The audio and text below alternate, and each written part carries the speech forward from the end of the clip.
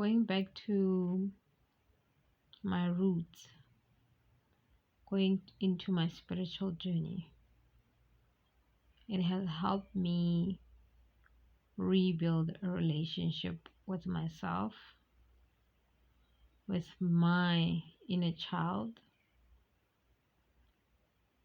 It has helped me understand myself a little bit better, a lot better actually. Because before, I used to have peer pressure, unknown pressure, not necessarily from anyone telling me what to do, but there's just that voice in your head. I don't know if I should call it ego, maybe. It could be ego, because ego can also do the same thing, where you have pressure from the unknown, just pressure from the universe, pressure from yourself. It's an internal pressure that you feel to do specific things, to try and fit in, to try and do things the way other people are doing them. And then I became spiritual. First of all, it opened my eyes.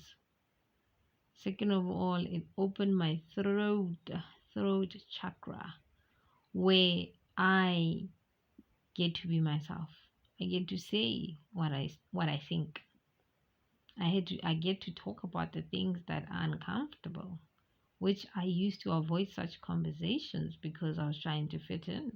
I was trying to make other people comfortable, because society expects you to cater to their feelings and their emotions, where you always need to walk on eggshells and be extra sensitive when it comes to certain conversations, because when you are honest, you're rude. When you're honest, you're being disrespectful, specifically to adults, specifically to elderly people. They don't like truth. They don't appreciate being truthful. All they want is for people to walk around or on eggshells to make everyone comfortable. I've also learned that you can't please everyone. That's for sure. There will always be haters, whether you're doing good or bad. So that is what spirituality taught me. It also taught me to have a very good relationship with myself, where I've learned to love myself so much. I've learned to love myself unconditionally, no matter how imperfect I am, because my imperfections are what make me special. Yes, I have insecurities. Yes, I have trauma. Yes, I come from a not so perfect background. Yes, I come from a broken home. My mother and my father were not married. They had me when they were young. My dad was younger than my mom. My grandmother couldn't have children. My dad was adopted. Like, the list goes on and on and on and on. And all of that is what makes me who I am. For many years, I was really afraid of being myself. I got into relationships, friendships, and romantic relationships.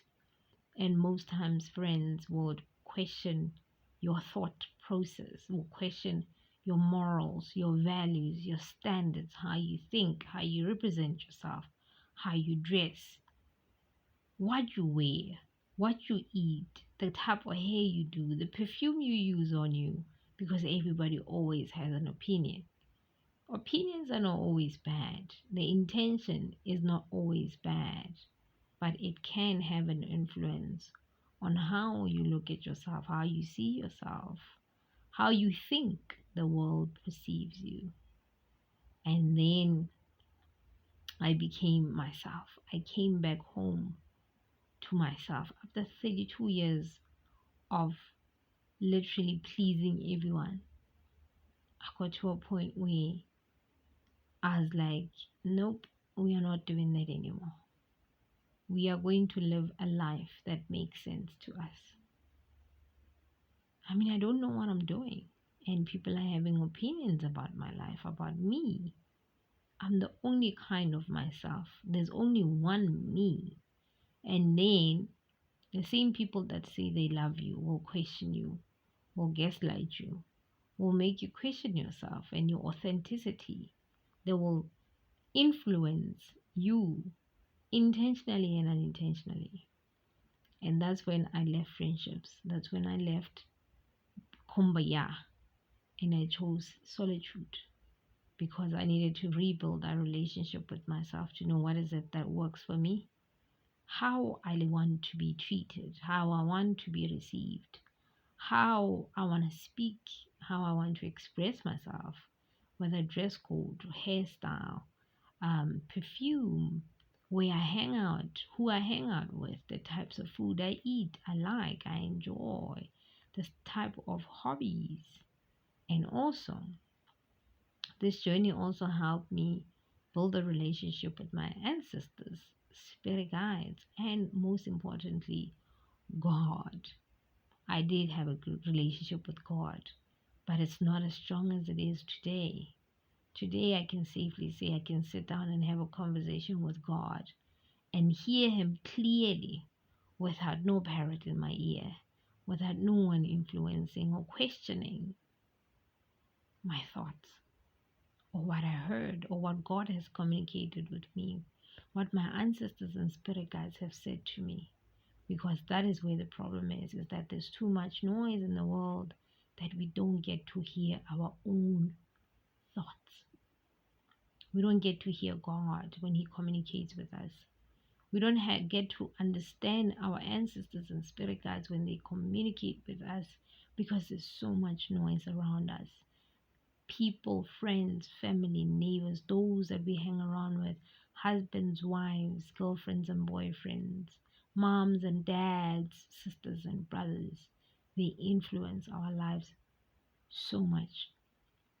Then there's social media, there's TV, there's radio, there's books, there's news, there's so much going on that we don't get to sit down and just breathe. We don't get to live. We are being dictated every single day of our lives and we don't get to see it. But hey, I have sobered up. I have decided that I am not doing that. In this second part of my life, I call it the second part of my life, I get to do what I want, no matter what that looks like. No friends, no relationship, been single for 2 years,